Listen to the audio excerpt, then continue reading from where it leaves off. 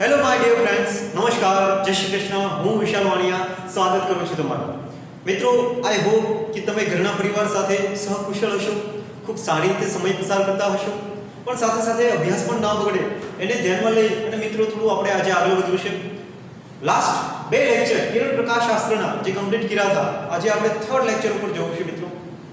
આ લેક્ચર જે છે એ થોડો અગત્યનો છે એવું કહી શકાય, કારણ કે જે છે મેન શરૂઆત, આખા ચેપ્ટરની જે મેન શરૂઆત જેને સમજવું છે એ અહીંથી જ થતી રહેલી છે મિત્રો. લાસ્ટમાં જે છે લાસ્ટ ટોપિક તમે ખૂબ સારી રીતે રિવિઝન કરી લીધો હશે, એને તૈયાર પણ કરી લીધો હશે. તો એ જે હતું એ સમતલ અરીસા વડે અથવા સમતલ અરીસા દ્વારા થતું પરાવર્તન જે છે લાસ્ટમાં કમ્પ્લીટ કર્યો હતો. એ જ ટોપિકને થોડો આગળ લઈ જઈએ તો અહીંયા જે નામ આપ્યું છે ગોળી અરીસા દ્વારા થતું પરાવર્તન. એ જે સમતલ સપાટી હતી એને જો ગોળી સપાટીના રૂપમાં લઈ લઉં તો એનું પરાવર્તન કઈ રીતે થતું હોય છે, એની ઇમેજ ફોર્મેશન કઈ રીતે બનતું હોય છે, એ આજે સમજવાની કોશિશ કરશો મિત્રો.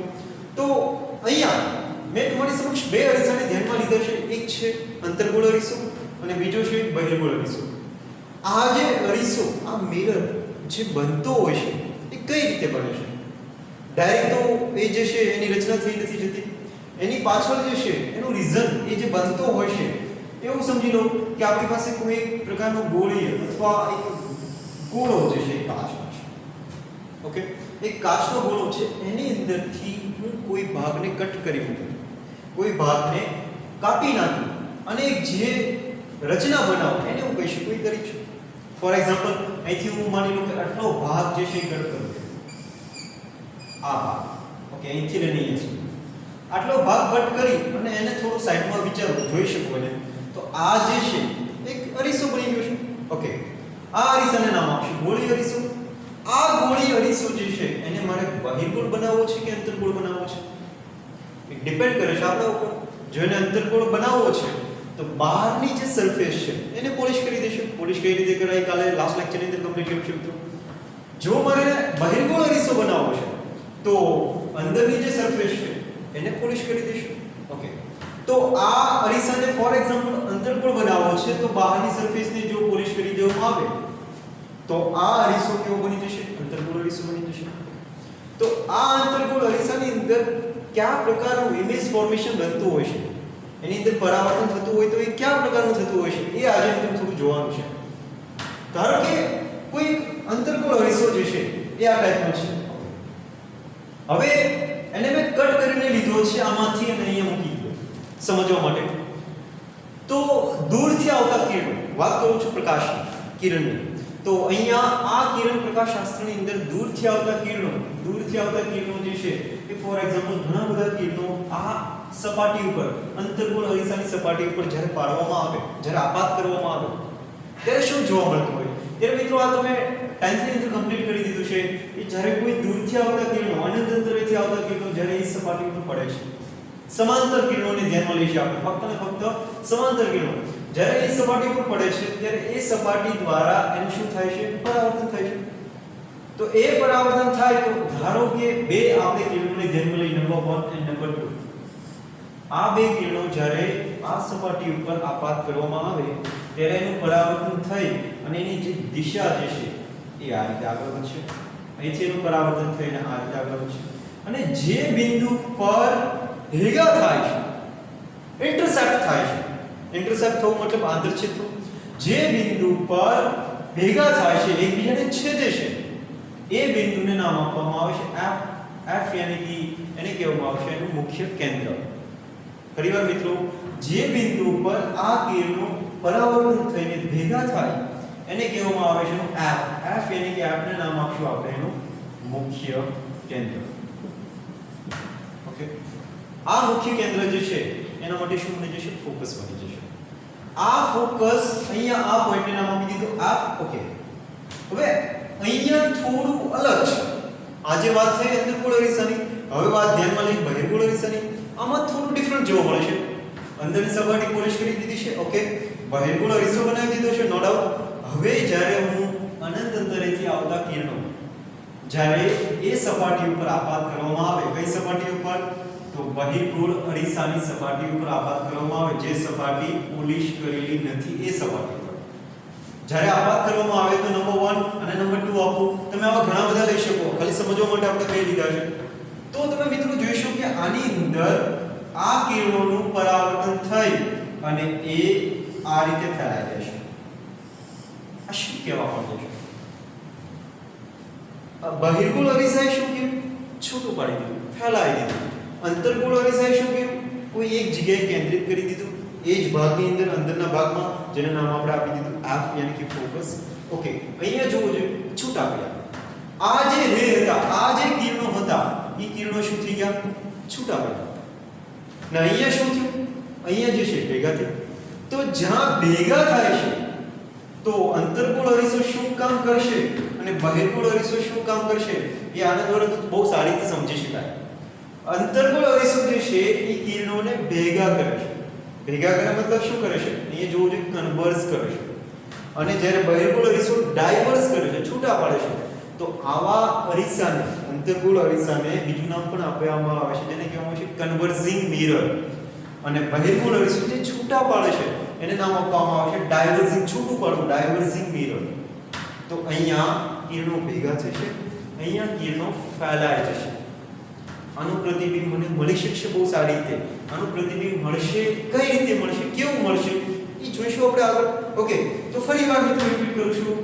આ અરીસાને શું કહીશું? કન્વર્જિંગ મિરર, જે ભેગા કરે છે, અને આ અરીસાને કહીશું ડાયવર્જિંગ મિરર, જે છૂટા પાડે છે. ઓકે, તો આ ગોળામાંથી એક ભાગ કટ કરી અને એક અરીસો બનાવી દીધો.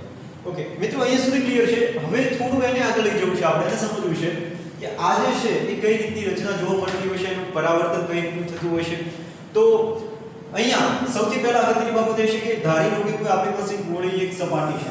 અત્યારે થોડી વાર માટે વાત કરી દઈએ અંતર્ગોળ અરીસાની. ઓકે, આ સપાટી જે છે એની બહારની ભાગ પોલિશ કરેલી છે. હવે મેં તમને કીધું હમણાં કે આ જે છે એને કોઈ જગ્યાએથી કટ કરવામાં આવ્યો છે. ક્યાંથી કટ કરવામાં આવ્યો એને સમજી લઈએ. તો એક ગોળો હતો, એ ગોળામાંથી કટ કરવામાં આવ્યો છે. તો આ જે કટ કર્યો એ પહેલા તો એક ગોળો જ હતો, એ ગોળાનું કોઈને કોઈ કેન્દ્ર હતું. ઓકે, સપોઝ ધેટ આ જે છે એ ગોળાનું કેન્દ્ર છે. આ ગોળાનું કેન્દ્ર છે, એમાંથી હું એવું વિચારું છું કે મારે આટલો ભાગ કટ કરવો છે. નામ આપી દો A પોઈન્ટ અને B પોઈન્ટ. આટલો ભાગ કટ કરવો છે. હવે આ જે કેન્દ્ર હતું તો અહીંથી અહીંયા સુધીનું કઈ ડિસ્ટન્સ હોવાનું. ઓકે, તો એ ભાગને જ્યારે કટ કર્યો ત્યારે એનું કેન્દ્ર તો તેથી બદલાવાનું નથી. તો આ ભાગને હું થોડી મોટી સાઈઝમાં દર્શાવું તો એનું મેઇન કેન્દ્ર જે છે એ તો રહેવાનું જ છે. તેનું નામ અહીંયા આપી દે. આ પોઈન્ટ જે છે એનું મેઇન કેન્દ્ર છે, જે ગોળાના કેન્દ્રના રૂપે આપણે વર્તે છે એવું કહી શકાય. ઓકે, આ કેન્દ્ર. હવે જે ભાગ મેં કટ કર્યો છે, આટલો ભાગ મેં કટ કર્યો, એને મેં અહીંયા દર્શાવ્યો છે. એનું ખુદનું જે છે એક કોઈને કોઈ એક સેન્ટ્રલ પોઈન્ટ હોવાનું. તો આ પોઈન્ટને હું નામ આપી દઉં આ છે. ઓકે, આ આટલા પોઈન્ટને ધ્યાનમાં લેવું જોઈએ આ છે, અને આના માટે કોઈ ધ્યાનમાં લેવા જાવ તો એનો સેન્ટ્રલ પોઈન્ટ જે છે આ કહી શકાય. તો આ વક્રતા પોઈન્ટ, આ વક્રતા માટે, આ વક્ર જે છે એના માટેનો સેન્ટ્રલ પોઈન્ટ કયો? તો આ કહી શકાય. તો આ પોઈન્ટ કયો? તો આખો ગોળો જે હતો એની જે કઈ ને કઈ ત્રિજ્યા હતી એ પોઈન્ટને મેં અહીંયા દર્શાવ્યો. મેં મોટા ભાગે દર્શાવ્યું છે એટલે આને થોડું દૂર રાખ્યું છે, બાકી એટલું સમજી શકાય કે આ દૂર છે. તો આ ગોળા માટે શું કહી શકાય? તો આપણે એને નામ આપીશું ત્રિજ્યા. ઓકે, આપણે એને શું નામ આપીશું? ત્રિજ્યા નામ આપીશું. તો અહીંયા આ જે છે જેને નામ આપીશું C પોઈન્ટ. C પોઈન્ટ એટલે શું? તો એને કહીશું આપણે એની વક્રતા ત્રિજ્યા. કોની વક્રતા ત્રિજ્યા? તો જે ગોળામાંથી અથવા જે ગોળી સપાટીમાંથી જે ભાગ કટ કરવામાં આવ્યો છે અને એનું જે કેન્દ્ર હતું એને શું નામ આપશું આપણે? C. તો આ જે છે આપણે શું બની ગયું? વક્રતા કેન્દ્ર. તો અહીંયા નામ આપી દઈએ C પોઈન્ટ જે બને છે શું બને છે? C, જેને નામ આપશું આપણે વક્રતા કેન્દ્ર. જે ગોળામાંથી કટ કરવામાં આવ્યો છે એનું કેન્દ્ર.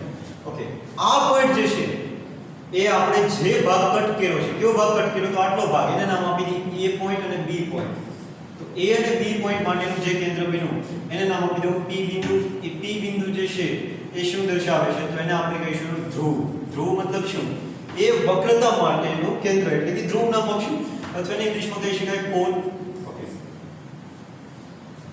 આ જે છે A થી B જેટલી સપાટીને કટ કરી છે એને પણ એક કોઈ નામ આપવામાં આવે છે. આ આખી સપાટીને એક નામ આપવામાં આવે છે જેને ગુજરાતીમાં આપણે કહીએ છીએ દર્પણ મુખ. દર્પણ મુખ એટલે જે આખો દર્પણ જે છે, આખો જે અરીસો છે, દર્પણ મુખ, આ એનું મુખ એટલે કે આ એનું ફેસ છે. તો અહીંયા A થી લઈને B સુધી જે આપણને જોવા મળે છે એ શું કહીશું આપણે? દર્પણ મુખ. ઓકે, તો આને ઓપનિંગ પણ કહી શકાય, દર્પણ મુખ, અથવા એપેરેચર પણ કહી શકાય. કોઈ પણ નામ યાદ રાખો. એ બી જે છે આપણા માટે શું બની ગયું? દર્પણ મુખ. ઓકે, તો જો આ જે ગોળો હતો, હવે અહીંયા થોડી વાર માટે ધ્યાન આપજો. આ ગોળાની અંદર મિત્રો ઘણી બધી લાઈન પાસ થતી હોય કહી શકાય. અને એક્સિસ જો ડ્રો કરવામાં જાય તો આપણે એક એક્સિસ અહીંયા બની શકે, એક એક્સિસ જે છે અહીંયા બની શકે, એક એક્સિસ અહીંયા બની શકે, એક એક્સિસ અહીંયા બની જશે. ઘણી બધી એક્સિસ બનાવી તો બની શકે, એની અક્ષ ઘણી બધી બની શકે. પણ એ ગોળાની અંદર એક અક્ષિસને થોડી વાર તમે ધ્યાનમાં લો, કા કલ્પના કરો. એ કલ્પના એવી કરો કે આ અક્ષિસને જો થોડી વાર માટે ધ્યાન રાખો તો આ અક્ષિસ બે પોઈન્ટમાંથી પસાર થાય છે. એક પોઈન્ટ જેનું સેન્ટર છે અને એક પોઈન્ટ જેને આપણે આ ત્રિજ્યા, આ વક્રતા માટેનો પોઈન્ટ કીધો છે, સેન્ટર પોઈન્ટ. તો આ બે બિંદુમાંથી પસાર થાય છે આ એક્સિસ. બીજી અક્ષિસને ધ્યાનમાં લેવા જાવ તો એ સપાટીને મેં કોઈ કટ કરી નથી, મેં ખાલી એટલી સપાટીને કટ કરી છે. તો આ જે પોઈન્ટમાંથી ભાગ કટ કર્યો નથી, બે બિંદુમાંથી ઈ ત્રિજ્યા જે એ લાઈન જે છે એ એક્સિસ પસાર થાય છે. તો એવી લાઈન જો અહીંયા પસાર કરું તો એ કઈ ટાઈપની બનતી હોય છે? તો એ જો લાઈનને હું અહીંયા પસાર કરું તો એ લાઈન, ઓકે, આ જે સી પોઈન્ટ. ફરી વાર મિત્રો, P ફોર પોલ, ધ્રુવ, આ વક્રતા માટેનું મધ્યબિંદુ. C ફોર જે છે એને આપણે કહીશું વક્રતા કેન્દ્ર. વક્રતા કેન્દ્ર મતલબ આખા માટેનું જે કેન્દ્ર હતું એ. ઓકે, તો આ અક્ષ જે બની છે એ અક્ષને નામ આપશું આપણે પ્રિન્સિપલ અક્ષ, એટલે કે મુખ્ય અક્ષ. મુખ્ય અક્ષ. મુખ્ય અક્ષ કોને કહીશું? કે C અને P માંથી પસાર થતી, C એટલે કોણ? વક્રતા કેન્દ્ર. અને P એટલે કોણ? તો આપણે એને નામ આપેલું છે પોલ. C અને P માંથી પસાર થતી કાલ્પનિક અક્ષ. કાલ્પનિક એટલા માટે કે અહીંયા મેં ઘણી બધી લાઈન કલ્પના કરી હતી, એમાંથી એક લાઈનને પસંદ કરી છે. તો C અને P માંથી પસાર થતી અક્ષને શું કહીશું આપણે? મુખ્ય અક્ષ કહીશું. ઓકે, તો ફરીવાર P point, C point, AB અને મુખ્ય અક્ષ, આટલો પાર્ટ ક્લિયર થાય છે. હવે જોવા જઈએ તો જો C માંથી હું કોઈ બે લાઈન એવી ખેંચું કે જે અહીંયા AB સાથે કોઈ ને કોઈ જગ્યાએ કોઈ કોણ બનાવે. હવે એક તમે અહીંયા ખેંચી શકો, અહીંયા ખેંચી શકો, કોઈ પણ જગ્યાએ ખેંચો. પણ ખાલી સમજવા માટે ધારો કે હું C પોઈન્ટમાંથી આ જે છે એક લાઈન આ રીતે ખેંચું અને આ C પોઈન્ટમાંથી એક લાઈન આ રીતે ખેંચું, ખાલી સમજવા માટે. હવે વિચારો, હું એનું સમજું છું પરાવર્તન. કોનું પરાવર્તન સમજું છું? ગોળીય અરીસા દ્વારા થતું પરાવર્તન. ગોળીય વક્ર, ઓકે, દ્વારા થતું પરાવર્તન. હવે જો એના વડે પરાવર્તન થતું હોય તો મારે સમજવું પડશે કે કોઈ કિરણોને, કોઈ પ્રકાશને આ વક્ર ઉપર, આ વક્ર સપાટી ઉપર મારે આપાત કરવી પડશે. કિરણને મારે આપાત કરવું પડશે. ઓકે, તો સમજી લો કે કોઈ અનંત અંતરેથી આવતા કિરણો જે છે, કોઈ અનંત અંતરેથી આવતા કિરણો જ્યારે આ સપાટી ઉપર પડે છે, ફોર એક્ઝામ્પલ આ એક કિરણ નામ આપી જેમ અહીંયા લીધું તેમ, અનંત અંતરેથી આવતા કિરણો જ્યારે આ સપાટી ઉપર પડે, આ એક કિરણ. સેમ અહીંયા લઈ લો, કોઈ બીજું કિરણ જ્યારે અહીંથી આવા થતું તો આ સપાટી પર પડતું હોય છે, આ બીજું કિરણ. ઓકે, આને હવે થોડી વાર માટે રફ કરી દઉં છું. અને રફ ના કરો તો પણ ચાલશે ને, એક કામ કરો, ડોટેડ લાઈનથી બતાવી સમજવા માટે છે. ઓકે, આને જે છે આપણે ડોટેડ લાઈનથી બતાવી દઈએ. ઓકે, હવે જોવું જોઈએ એ જે અનંત અંતરેથી આવતું કિરણ, એને નામ આપી દઈએ આપાત કિરણ. શું નામ છે મિત્રો? આપાત કિરણ. એ આપાત કિરણ જ્યારે સપાટી ઉપર પડે છે ત્યારે જોવું જોઈએ C માંથી આવતું કિરણ અને આપાત કિરણ એની વચ્ચે કોઈ કોણ બને છે જે એક લંબના રૂપમાં કહી શકાય. C આના માટે શું બની જશે? લંબના રૂપમાં કોઈ કોણ બને. C માંથી પસાર થતું કિરણ આના માટે શું બની જશે? એક લંબના રૂપમાં. તો અહીંયા પણ કોઈ કોણ બને છે. તો પરાવર્તનનો નિયમ શું કહે છે કે આપાત કોણ અને પરાવર્તન કોણ કેવા હોય છે? સમાન હોય છે. તો અહીંયા આપાત થતું કિરણ એની સાથે બનાવેલો કોણ I જેટલું, આપાત થતું કિરણ બનાવેલો કોણ અને લંબ કહીશું આપણે, લંબ સાથે બનાવેલો કોણ કેટલો? I જેટલું. તો હવે જ્યારે એનું પરાવર્તન થશે તો એટલા જ કોણે થશે, એટલો જ કોણ એટલે કે અહીંયા જેટલો I છે એટલો કોણ આ બાજુથી જોવા જાવ આ રીતે સમજી લો મિત્રો. આ એક લંબ હતો, આ સપાટી છે, કોઈ એક કિરણને આપાત કરો, ઓકે, તો આપાત કોણ અને એની સાથે એનો પરાવર્તન કોણ. તો જેટલો કોણ બનાવે છે I આપણે કહીશું r સિમ્પલ. તો જેટલો I છે એટલો જ r છે. તો જેટલો I છે હવે એનું પરાવર્તન r જેટલું. r ક્યાં એંગલ બનશે? તો ફોર એક્ઝામ્પલ એવું વિચારો કે અહીંથી જે છે એનું પરાવર્તન થયું આ રીતેનું પરાવર્તન છે. અહીંયા કેટલો કોણ બન્યો? તો એનું નામ આપી કેટલો કોણ બનશે? r જેટલો. Okay simple. અહીંયા એનું પરાવર્તન થઈ કેટલો થશે? r જેટલો. તો અહીંથી જે છે આ કેટલો કોણ બન્યો? r જેટલો. તો આ જે રે છે આ રે એ રે કેવો બનશે? તો આપણે એને કહીશું પરાવર્તિત કિરણ. એ રે ને નામ આપશું પરાવર્તિત કિરણ. પરાવર્તિત કિરણ. આ બંને પરાવર્તિત કિરણ, આ બંને આપાત કિરણ. હવે મિત્રો આને ઓળખ કરો. આની કોઈ જગ્યાએ અત્યારે જરૂર નથી. આ ખાલી સમજવા માટે હતું. તમે સમજી શકો આને સારી રીતે. આગળ કોઈ જગ્યાએ કન્ફ્યુઝન ના રહે એ માટે મેં ડ્રો કરેલું. ઓકે આને કેન્સલ કરીએ. હવે જોવો જોઈએ એક ફોર્મેશન જે મને જોવા મળ્યું. કઈ રીતનું જોવા મળ્યું? સેમ આ જ કર. જો મને ડાયરેક્ટ ડ્રો કરું તો એમ થાય કે આ કઈ રીતે શક્ય હોય અને આ ડાયરેક્ટ પોઈન્ટ અહીંયા કઈ રીતે મળતું હોય છે. નહીં મિત્રો, આ જે છે મળે છે એના નિયમો અનુસાર જ મળે છે. તો અહીંયા જે નવો પોઈન્ટ મળ્યો એને હું નામ આપીશ આ. તો એક અહીંયા નવું બિંદુ જે મળ્યું છે C P A B ને હવે નવું નામ આપી દઉં આ. F ને હું નામ આપીશ મુખ્ય કેન્દ્ર. બરાબર? શું નામ આપશું આપણે એનું? મુખ્ય કેન્દ્ર. તો બીજું નામ આપતા હોય છે આપણે ફોકસ. તો યાદ રાખો મિત્રો આ પોઈન્ટ હંમેશા માટે ધ્યાનમાં આને ધ્યાનમાં લઈને જ એના અંતરો ગણીશું. આપણે આગળ જ્યારે પણ ગણીશું કોઈ પણ એક્ઝામ્પલ સોલ્વ કરીશું, MCQ સોલ્વ કરીશું ત્યારે આના અંતરો જે ગણીશું આપણે P પોઈન્ટને ધ્યાનમાં લઈને ગણીશું. તો P પોઈન્ટ થી લઈને F સુધીનું કંઈ ને કંઈ અંતર હોવાનું. ઓકે P પોઈન્ટ થી લઈને C પોઈન્ટ સુધીનું કંઈ ને કંઈ અંતર હોવાનું. ઓકે એ અંતરને નામ આપી દઈએ કે F થી લઈને P સુધીનું જે અંતર મળે છે એ અંતરને નામ આપશું સ્મોલ f, જેને આપણે એનું નામ આપતા હોઈએ કેન્દ્રનો પાયો. ઓકે નેક્સ્ટ C પોઈન્ટ થી લઈ અને P પોઈન્ટ સુધીનું અંતર જે છે એને નામ આપતા હોઈએ આપણે r.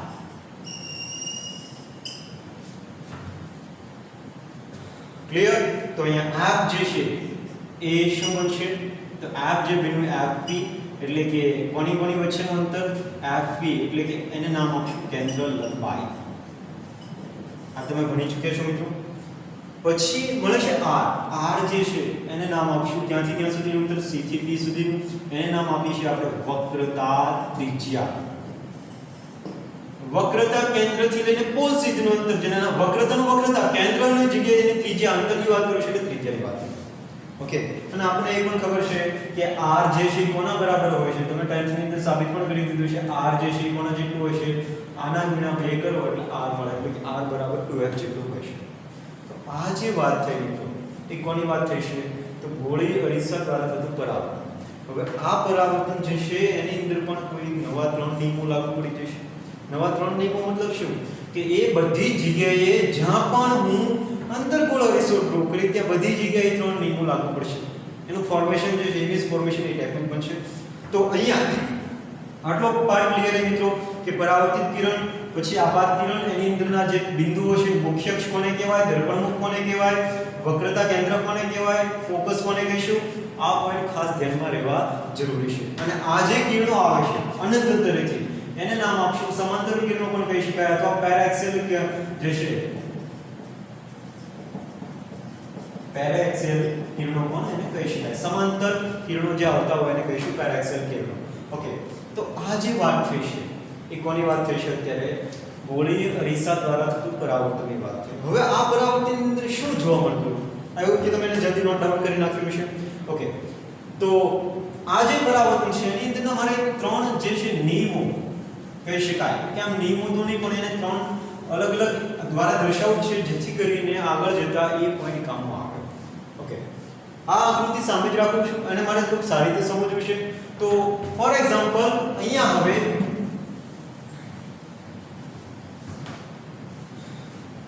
આ આકૃતિને એમ જ રાખું છું. ધારી લો કે અનંત અંતરેથી આવતા જે કિરણો હતા એની જગ્યાએ કોઈ આપણે વસ્તુને રાખી દઈએ છીએ. ફોર એક્ઝામ્પલ આવું કહી શકાય કે અહીંયા જે છે આ સપાટી. ઓકે તો પહેલા એની આપણે શું ડ્રો કરીશું? મુખ્ય અક્ષ. આ મુખ્ય અક્ષ. ઓકે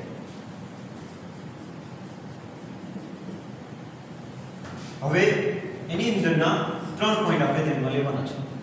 હવે ફોર એક્ઝામ્પલ કોઈ એક આને પોઈન્ટ નામ આપી દે, પેલા સી પોઈન્ટ અહીંયા નામ આપી દે, જેને નામ આપ્યું છે એફ પોઈન્ટ. ઓકે, આને નામ આપ્યું છે આપણે પી પોઈન્ટ. ઇમેજ ફોર્મેશન માટે બનાવ્યું છે. ઇમેજ ફોર્મેશન એક રચના કેવી હોય છે એ જોવી છે. ધારી લો કે કોઈ એક વસ્તુ જે છે એ આપણે એને અહીંયા રાખી દીધી છે. ફોર એક્ઝામ્પલ મિત્રો ખાસ ધ્યાન રાખજો, અહીંયા મારે 3 નિયમોના રૂપમાં બનાવવું છે. આને નામ આપી દઈએ a પોઈન્ટ, આને નામ આપી દઈએ b point. Okay, a b object કહી દઈએ. આ એક પ્રકારનો ઓબ્જેક્ટ છે, એક વસ્તુ છે જે મેં ત્યાં મૂકી દીધી છે. હવે એનું પ્રતિબિંબ આ સપાટી જે છે એ પોલિશ કરેલી સપાટી છે, એટલે આ અરીસો બની જશે, તો આ અરીસો જે બની જશે અંતર્ગોળ અરીસો. હવે આમાંથી આપાત થતા કિરણો કઈ કઈ રીતે આપાત થાય ને જોઈ લઈએ. તો અલગ અલગ અમે 3 રીતે વિભાજિત કરીશું. ફોર એક્ઝામ્પલ એક જે છે એ કિરણ જ્યારે આપાત થાય ત્યારે એક ડાયરેક્ટ જે છે એક સમાંતર થાય. મુખ્ય અક્ષને સમાંતર જ્યારે આપાત થતું કિરણ એ જ્યારે સપાટી સાથે અથડાય છે ત્યારે તેનું પરાવર્તન કઈ રીતે થાય મિત્રો? જો શામાંથી પાસ થશે? ફોકસમાંથી પાસ થશે. તો એવું વિચારો કે ફોકસમાંથી પાસ થાય તો અહીંયા આ જે કિરણોનું પરાવર્તન આ રીતે થયું. તો પરાવર્તન કેવું? ફર્સ્ટ રૂલ નંબર 1, જ્યારે કોઈ વસ્તુને અરીસાથી સી થી થોડા દૂરના અંતરે રાખેલી હોય ત્યારે એમાંથી આપાત થતું કિરણ જે છે પરાવર્તિત પામી અને શેમાંથી પસાર થશે? ફોકસમાંથી પસાર થશે. ઓકે, પહેલો નિયમ. નેક્સ્ટ, હવે જો આપાત થતું કિરણ ફોકસમાંથી પસાર થતું હોય, ફોકસમાંથી અહીંયા મેં સીધું સમાંતર કિરણ પાસ કર્યું. હવે જો એને હું ફોકસમાંથી પાસ કરું ત્યારે શું થશે? તો ત્યારે મિત્રો યાદ રાખો કે જ્યારે આપાત થતું કિરણ એ ફોકસ એટલે કે મુખ્ય કેન્દ્રમાંથી જ્યારે પસાર થાય ત્યારે તેનું પરાવર્તન હંમેશા માટે જે છે એ કઈ રીતે થશે? તો એનું પરાવર્તન હંમેશા માટે સમાંતર બનશે. કોને સમાંતર બનશે? મુખ્ય અક્ષને સમાંતર બનશે. અને થોડી મોટી અને વ્યવસ્થિત ડ્રો કરવાની ટ્રાય કરજો. અહીંયા થોડી નાની આકૃતિ બની છે. ઓકે, મુખ્ય અક્ષને સમાંતર બનશે. તો આ આપાત કિરણ, આ નંબર 1, આ નંબર 2. ઓકે, આ એનું પરાવર્તન થયું. થર્ડ પોઈન્ટ, હવે જો આપાત થતું કિરણ એ માંથી નીકળતું કિરણ જે છે એ સી પોઈન્ટ માંથી પસાર થાય, એટલે કે સી એટલે કોણ? જેને આપણે નામ આપીશું વક્રતા કેન્દ્ર. એમાંથી જ્યારે પસાર થશે આ રીતે, આ ફર્સ્ટ, સેકન્ડ, થર્ડ, ત્રીજું કિરણ, તો એ જ્યારે સપાટી સાથે અથડાશે ત્યારે તેનું પરાવર્તન હંમેશા માટે જે માર્ગેથી કિરણ આવ્યું છે એ જ માર્ગે પાછું જશે. તો કયા માર્ગેથી કિરણ આવ્યું છે? આ માર્ગેથી કિરણ આવ્યું છે, પાછું પણ એ જ માર્ગે જશે. એટલે આ માર્ગેથી કિરણ આવ્યું અને પાછું પણ એ જ માર્ગે જશે. ઓકે, આને થોડી મોટી બનાવવાની ટ્રાય કરી. આને કહીશું આપણે પ્રિન્સિપલ એક્સિસ. અહીંયા મેં રાખી દીધું છે કોઈ એક ઓબ્જેક્ટ. અહીંયા નામ આપી દઈએ આપણે a પોઈન્ટ, અહીંયા નામ આપી દઈએ b પોઈન્ટ. ઓકે, પહેલું જે છે એક સમાંતર કિરણ જ્યારે પાસ કરીએ ત્યારે શું થતું હોય છે? એનું પરાવર્તન થઈ અને અહીંયા નામ આપી દઈએ આપણે f ફોકસ, અહીંયા નામ આપી દઈએ આપણે c પોઈન્ટ. ઓકે, ત્યારે એનું જે છે પરાવર્તન થઈને શેમાંથી પાસ થશે? તો f માંથી પાસ થશે. આ પહેલું કિરણ નંબર 1. સેકન્ડ પોઈન્ટ કે જ્યારે ફોકસમાંથી પસાર થાય, આ એક કિરણ, બીજું કિરણ જ્યારે ફોકસમાંથી પસાર થશે ત્યારે તેનું પરાવર્તન થઈ અને હંમેશા જે છે એ શું બનશે? અક્ષને સમાંતર બની જશે. કઈ અક્ષને સમાંતર? પ્રિન્સિપલ અક્ષને સમાંતર. તો આ બીજું કિરણ જ્યારે આવ્યું છે ત્યારે એનું પરાવર્તન આ રીતે થયું. આ બીજું કિરણ, તો આ પહેલું, આ બીજું. થર્ડ કિરણ, હવે એ કિરણ જ્યારે જે છે એ શામાંથી પસાર થાય? તો આપણે એને નામ આપશું વક્રતા કેન્દ્રમાંથી પસાર થાય ત્યારે એ અહીંથી પાસ થઈ અને પાછું એ જ માર્ગે પાછું જશે. એટલે હું આ રીતે કહી શકું કે આ માર્ગે આવ્યું અને આ માર્ગેથી પાછું. મિત્રો અહીંયા જે છે તો ઇમેજ બનશે. આ ઇમેજના રૂપમાં આપણે અહીંયા રાખીએ. ઓકે, સી પોઈન્ટ અહીંયા રાખીશું સરળતા ખાતર. ઓકે, આ રીતે જ્યારે કિરણ આવે છે. ઓકે, સરસ. આ જે છે ત્રીજું કિરણ, થર્ડ, 1, 2 and 3. આ પોઈન્ટમાંથી જ્યારે પાસ થશે ત્યારે એ જ માર્ગે પાછું જશે એટલે આ જ માર્ગે પાછું જશે. તો જોવું જોઈએ ત્રણેય કિરણો જે બિંદુ પર ભેગા થયા, આ બિંદુ પર ભેગા થયા. આકૃતિ થોડી નાની છે એટલે સમજવી થોડી અઘરી બનશે, બને ત્યાં સુધીને મોટી બનાવજો. ફર્સ્ટ, સેકન્ડ એન્ડ થર્ડ ત્રણેય કિરણો જ્યારે પાસ થયા ત્યારે એનું જે પરાવર્તન થઈને પાછા જાય છે ત્યારે એ જ માર્ગે પાછા જાય. આ પહેલું, આ સેકન્ડ અને થર્ડ કિરણ એ જ માર્ગે પાછું કિરણ લઈને આ ત્રીજું કિરણ. તો જોવું જોઈએ ત્રણેય કિરણો કયા બિંદુ પર ભેગા થયા, આ બિંદુ. તો એ જે પોઈન્ટ હતો એ એનું તમને જે જોવા મળે છે ફોર્મેશન, એની જે ઇમેજ જોવા મળશે એ અહીંયા જોવા મળશે. એને નામ આપી દઈએ A'. બી જે પોઈન્ટ હતો બી, હવે કોઈનો ક્વેશ્ચન થાય કે આ તો એક આખો ઓબ્જેક્ટ છે, એનું કઈ રીતે આ રીતે જોવા મળે? તો ધ્યાન આપો મિત્રો કે બી માંથી તમે પાસ કરશો, સી માંથી પાસ કરો, એફ માંથી પાસ કરો, એ પાછું એ ત્રિમાણીય રિટર્ન થશે. એટલે એની ઇમેજ જે બનશે એ જ અક્ષિસ ઉપર બનશે. એ જ અક્ષિસ એટલે કઈ મુખ્ય અક્ષ પર જ બનવાની છે. તો આ મુખ્ય અક્ષ પર અહીંયા બનશે. તો આ A પ્રાઇમ તો આને નામ આપી દો B પ્રાઇમ. તો આ જે ઇમેજ બની છે એ ત્રણ વાતને નોટ કરવા જેવી છે. કઈ ત્રણ વાત? પહેલી વાત કે જ્યારે આ વસ્તુને ધ્યાનમાં લીધી છે, જ્યારે કોઈ આપાત થતું કિરણ, નોટ ડાઉન કરી લેજો મિત્રો, જ્યારે આપાત થતું કિરણ એ સપાટી સાથે અથડાય છે ત્યારે તેનું પરાવર્તન થઈ અને તે હંમેશા આપાત થતું કિરણ સમાંતર આપાત થતું કિરણ જ્યારે સપાટી સાથે અથડાય છે ત્યારે તેનું પરાવર્તન હંમેશા જે થાય ત્યારે એ ફોકસ બિંદુમાંથી થતું હોય છે. પહેલું. બીજું કે જો આપાત થતું કિરણ F માંથી પસાર થાય, આપાત થતું કિરણ F માંથી પસાર થાય ત્યારે તેનું પરાવર્તન જે છે એ હંમેશા મુખ્ય અક્ષને સમાંતર થાય. બીજો પોઈન્ટ. અને ત્રીજો પોઈન્ટ કે જો આપાત થતું કિરણ C માંથી પસાર થાય ત્યારે તેનું પરાવર્તન હંમેશા જે માર્ગેથી કિરણ આવ્યું હતું એ જ માર્ગેથી થાય છે. તો અહીંયા ત્રણેય પોઈન્ટ એવી જગ્યા મળશે કે જ્યાં ત્રણેય બિંદુઓ ભેગા થાય. તમારી રીતે તમે નોટમાં ટ્રાય કરી જો, બનશે આવી ફિગર. તો એ જે બિંદુ પર ભેગા થાય એ બિંદુ જે છે આપણી ઇમેજ બની છે. ત્યાં કોની ઇમેજ? AB જે હતી એની જગ્યાએ નામ આપી દીધું A પ્રાઇમ. B જે છે B ને અહીંયા બનશે એટલે નામ આપી દીધું B પ્રાઇમ. સવાલ થવો જોઈએ કે B નું B પ્રાઇમ શા માટે? તો મિત્રો B માંથી તમે આ રીતે આપાત કરો તો પરાવર્તન એ જ માર્ગે થશે. ફરીવાર આપાત કરો F માંથી પરાવર્તન એ જ માર્ગે, ફરીવાર આપાત કરો C માંથી પરાવર્તન એ જ માર્ગે, તો પરાવર્તન એ જ માર્ગે થશે. તો A પ્રાઇમ ની જ્યાં બનશે એ આગળ જશે લંબ સાથે B પ્રાઇમ ની બનશે. ઓકે, આ જે છે મને આપણી ફોર્મેશન. હવે હું કોઈ જગ્યાએ આ ત્રણ કિરણો મળ્યા, ત્રણ કિરણો પર ધ્યાન આપજો. હવે હું જો કોઈ જગ્યાએ અહીંયા કોઈ આપણી આંખ રાખી દઈએ, ફોર એક્ઝામ્પલ આ જે છે આપણી આંખ છે, કારણ કે આપણે ત્રણ કિરણોને જોવાના છે, પહેલું, બીજું, ત્રીજું. ત્રણ કિરણોને જો હું જોવા જાઉં આની અંદર તો એ કિરણો, પહેલું કિરણ મને આ રીતે જોવા મળે, બીજું કિરણ આ રીતે, ત્રીજું કિરણ આ, અને એની જે ઇમેજ બનતી દેખાશે મને એ અહીંયા જોવા મળશે. તો ખાસ ધ્યાન રહે મિત્રો કે અહીંયા જે મને આની ઇમેજ છે બની છે એ આ રીતે બનશે. ઓકે, તો આ એક આખો પોઈન્ટ જે છે, આખો ઇમેજ એ કઈ રીતે બનતી હોય છે, એનું ફોર્મેશન કઈ રીતે થતું હોય છે.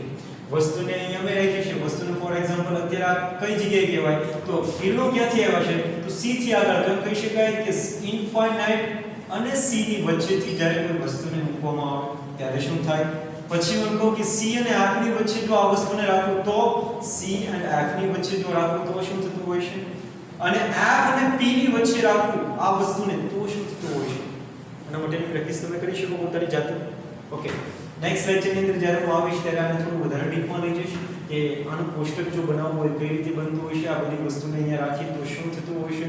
પણ અત્યારે જે છે આને ખાલી એટલું સમજવાનું છે કે આની ઇમેજ અહીંયા બને છે, એ ઇમેજ જે છે એ બને હંમેશા કેવી બનશે, આ થોડું ધ્યાન રહે, હંમેશા રિયલ ઇમેજ બનશે, વાસ્તવિક ઇમેજ, વાસ્તવિક પ્રતિબિંબ બનશે. કોનું? AB નું પ્રતિબિંબ વાસ્તવિક A પ્રાઇમ B પ્રાઇમ બનશે. અને જ્યારે જ્યારે કોઈ પણ જગ્યાએ બિંદુઓ એકબીજાને આંતરછેદ થાય ત્યારે એ હંમેશા રિયલ ઇમેજ બનતી હોય છે. આનું પ્રતિબિંબ પડદા પર ઝીલી શકીએ છીએ આપણે. તો આ જે ઇમેજ બની છે રિયલ ઇમેજ બની છે. આના કરતા વસ્તુ જે થોડી અહીંયા નાની દેખાશે એટલે કે આ જે છે એ નાની બનશે.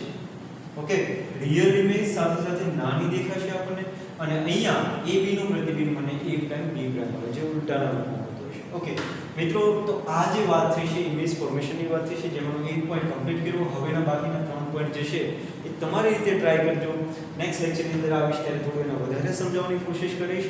આકૃતિ બને ત્યાં સુધી એને મોટી બનાવવાની ટ્રાય કરજો. ખૂબ સારી રીતે તૈયાર કરજો. અને આને એક સમજી લો કે એક હોમવર્કના રૂપમાં છે, તૈયાર કરો. શું થાય છે, આન્સર મળે છે કે નહીં, નહીંતર પછી આપણે નેક્સ્ટ લેક્ચરની અંદર એનું સોલ્યુશન કરીશું. તો મિત્રો આજે અહીંયા સુધી રાખું છું.